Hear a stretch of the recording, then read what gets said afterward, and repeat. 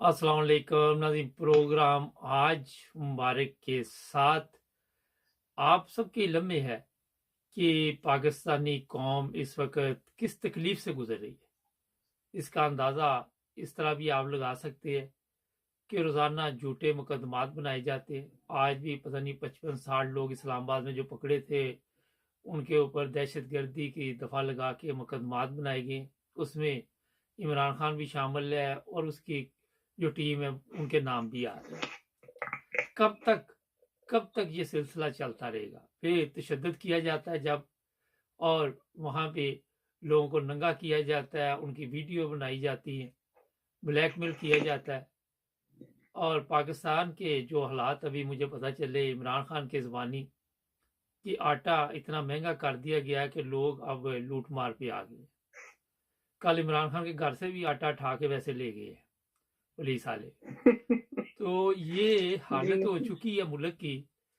और ये जो लोग ऊपर बैठे हुए हैं जो चाहते हैं कि भेड़ बकरियों के जरिए इनको हम चलाते रहे, कब तक चलाएंगे ये।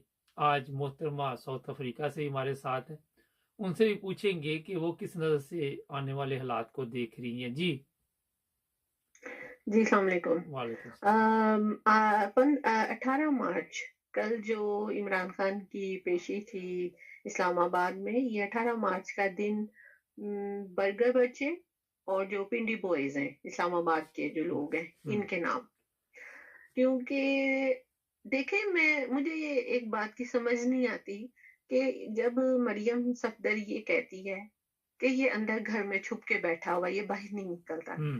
जब इमरान खान कहता है मैं बाहर आ रहा हूँ, जलसा कर रहा हूँ, रैली कर रहा हूँ या कुछ है, तो साथ ही दफा 44 लगा देती है।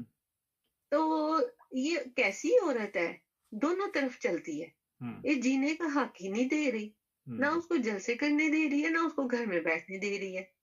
मुझे नहीं समझ आती कि करना क्या चाह रही है। इमरान खान के बकौल बिल्कुल उसने सही कहा था कि ये हमारा 12वां खिलाड़ी है, ये जो भी करती है ये उल्टा जो हमारी पीटीआई है और उसके लिए ये बेहतर होता है।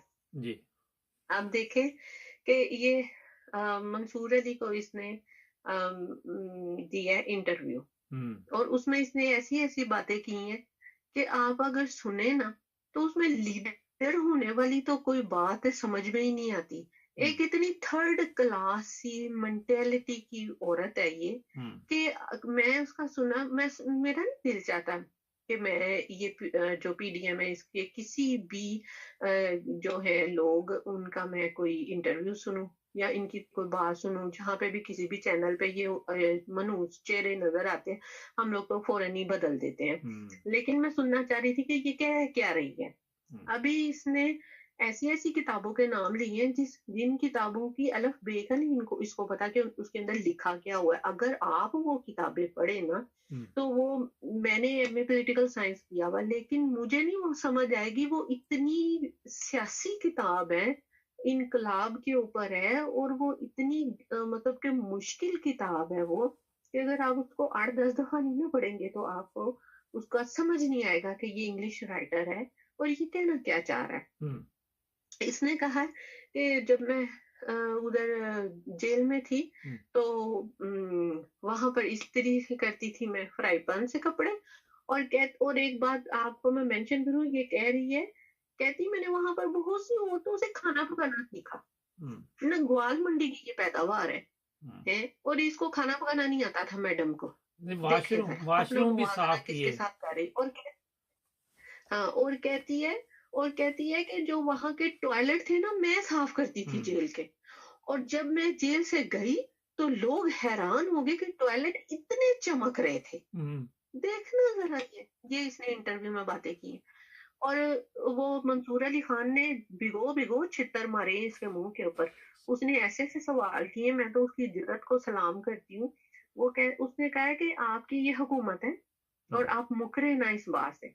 जो कुछ भी कर रहे हैं आप लोग कर रहे हैं क्योंकि ये आपकी हुकूमत है। तो कहती नहीं मेरी हुकूमत तो नहीं है। देखें जरा, इतना पक्का मुंह बना के ये झूठ बोलती है, इतना पक्का मुंह बना के ये झूठ बोलती है और फिर ये कहती है कि हम इसको सपोर्ट करें। सर्जरी की मारी औरत। आपको मैं बताऊं कि کل جو اسلام آباد میں اس کی پیشی تھی نا، تو اس کے حوالے سے میں یہ بات کرنا چاہتی ہوں کہ انہوں نے بہت زیادہ ظلم کیا. جب وہ گھر سے نکلا، پیچھے زمان پارک پہ انہوں نے اٹیک کر دیا. ہم لوگ لمحہ بلمحہ سوشل میڈیا کو ویسے سلوٹ ہے جو سب کچھ دکھاتے رہے ہیں، ٹویٹر پہ دکھاتے رہے ہیں. اگر یہ چیزیں نہ ہوتی تو انہوں نے تو سارے وہ جو ثبوت تھے نا وہ غائب کر دینے تھے. انہوں نے وہاں پر جو شیل مارے، انہوں نے جان بوجھ کے جھوٹے وہ AK-47 وہاں سے نکالی انہوں نے.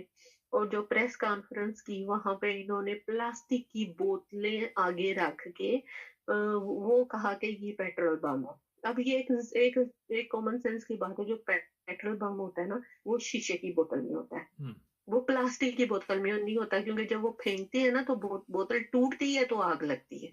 تو ایک نا عقل کی یہ تھوڑی سی بات ہے. یہ جو ہے نا پتہ نہیں یہ کیسے انہوں نے CSS کر کے یہ حکومت اس میں آ کے بڑی عہدوں پہ بڑی سیٹوں پہ بیٹھ گئے ہیں. مجھے تو سمجھ نہیں آتی.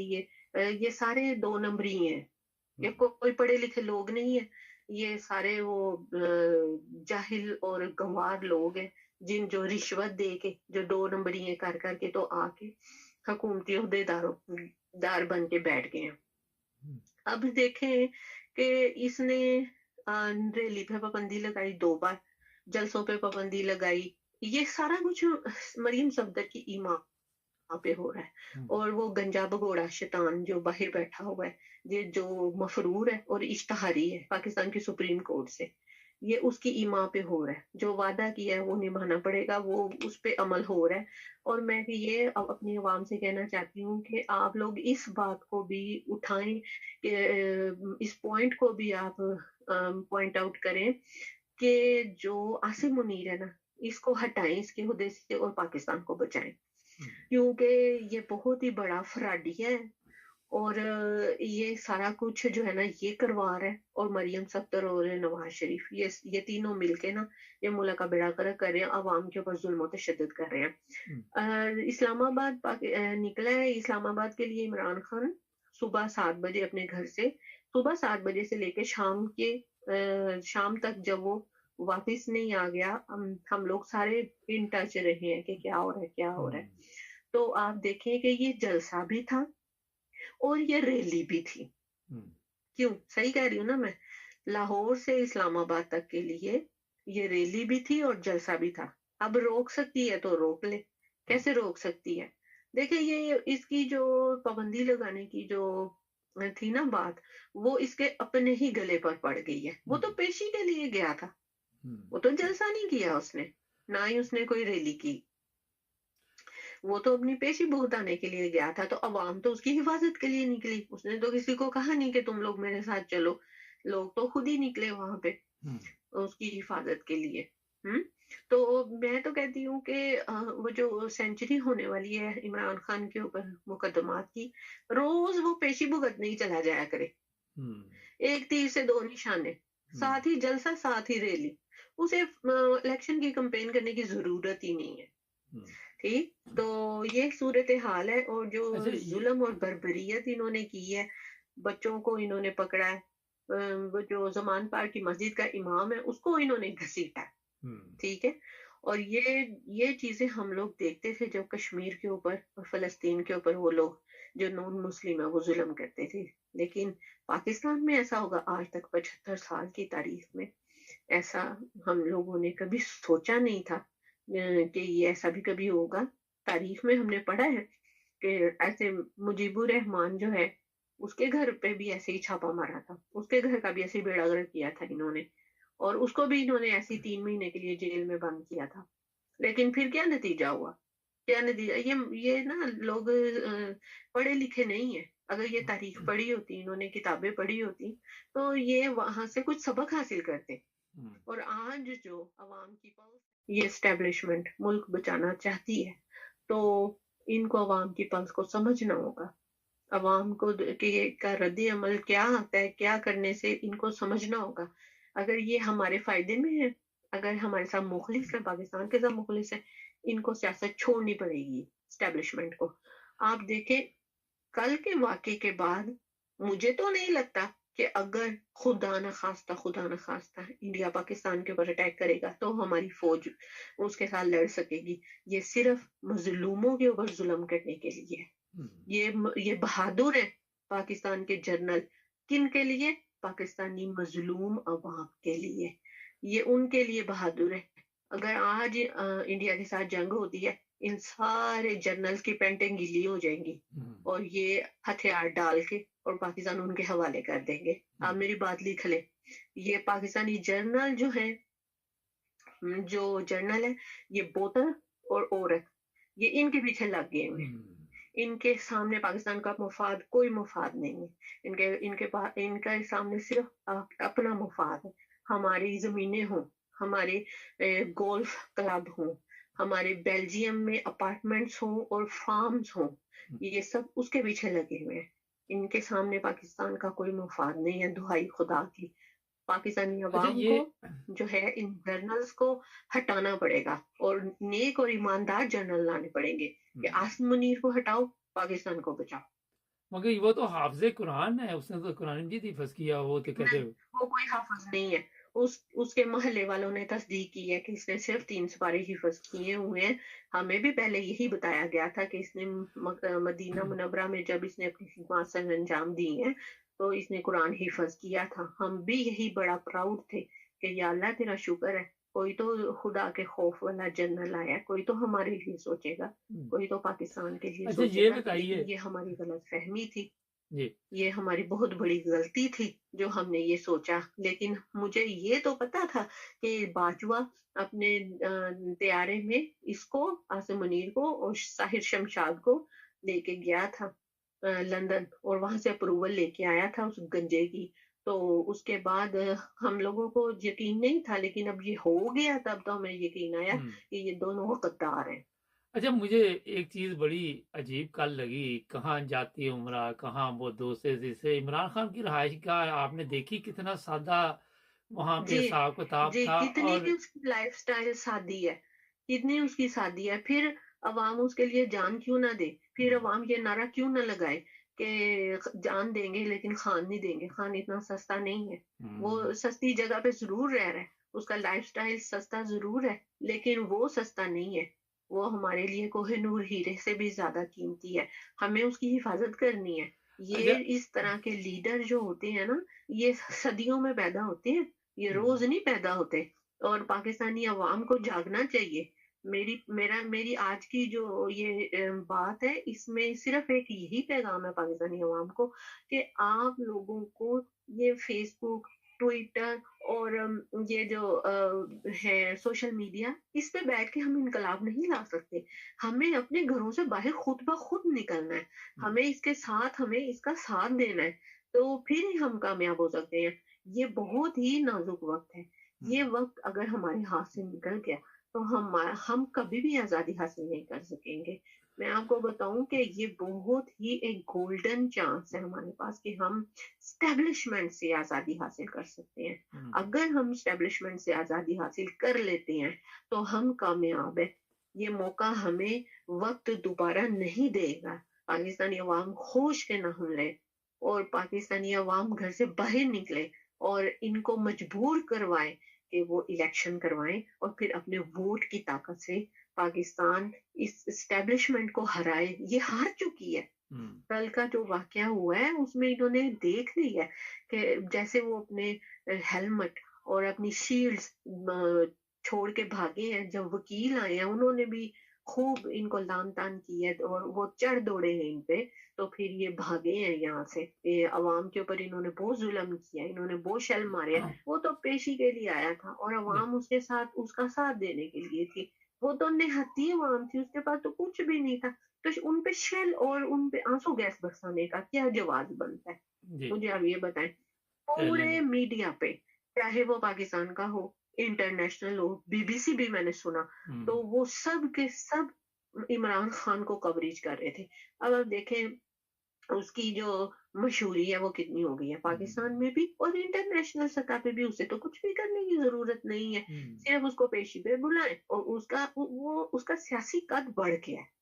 اور اگر کسی بھی سیاسی جماعت کے اوپر اس طرح سے اٹیک ہوتا ہے، ان پہ ظلم و ستم ہوتا ہے، وہ سیاسی جماعت ختم نہیں ہوتی، بلکہ وہ اور زیادہ طاقتور ہو جاتی ہے۔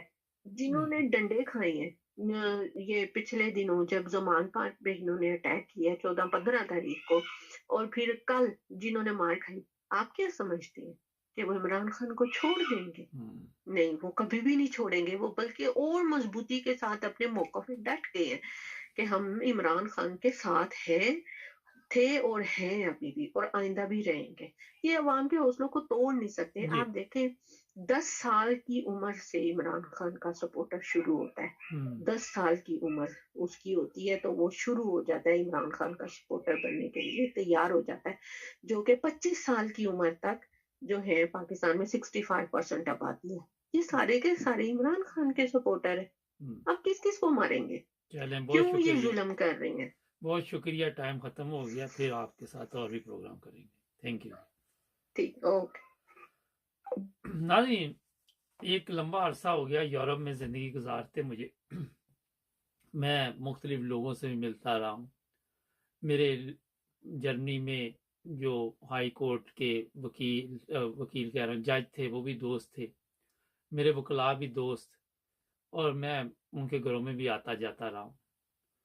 ان کی زندگی جب میں دیکھتا ہوں تو اپنے جو آفیسر ہیں پاکستان کے، ان کی زندگی پہ نظر ڈالتا ہوں۔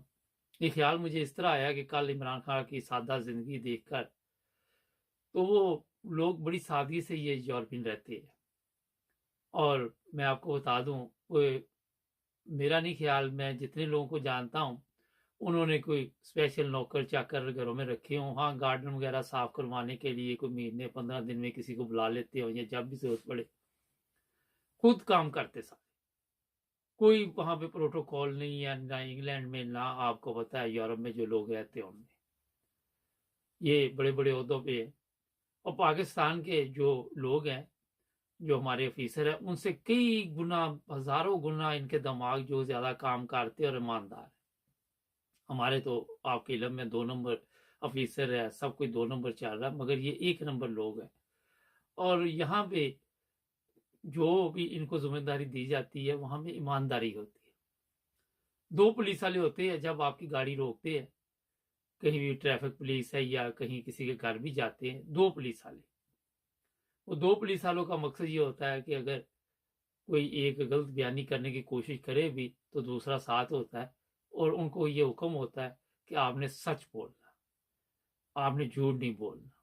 اور یہاں پہ پولیس کیس لے کے جاتی ہے، جو میرا خیال ہے کہ اکثر جو ہے وہ سچ پہ ہوتے ہیں، اور بعد میں اس کا جو نتائج نکلتے ہیں وہ بھی ٹھیک نکلتے ہیں۔ عدالتوں کے خلاف بھی لوگ نہیں بولتے، کوئی کسی کی ضرورت نہیں ہے، کیونکہ عدالتوں میں انہیں انصاف مل رہا ہے، فیصلہ ماننا پڑتا۔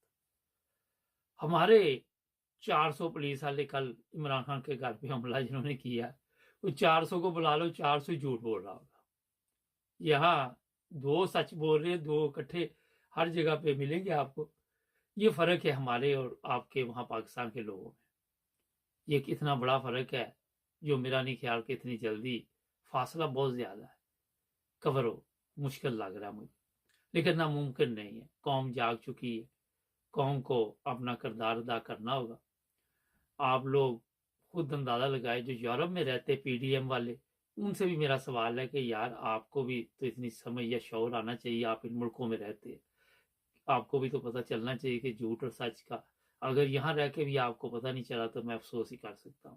سوشل میڈیا دیکھ لے، ٹک ٹاک، اتنی گندی گالیاں دی جاتی ہے، بڑا افسوس ہوتا ہے اپنے لوگوں پہ۔ خواتین بھی گالیاں بول رہی ہیں، مرد بھی بول رہے ہیں۔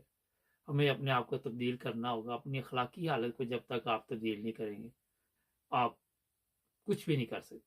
ہمارے چینل کو سبسکرائب کریں تاکہ اور بھی پروگرام دیکھتے رہے، جڑے رہیں ہمارے ساتھ۔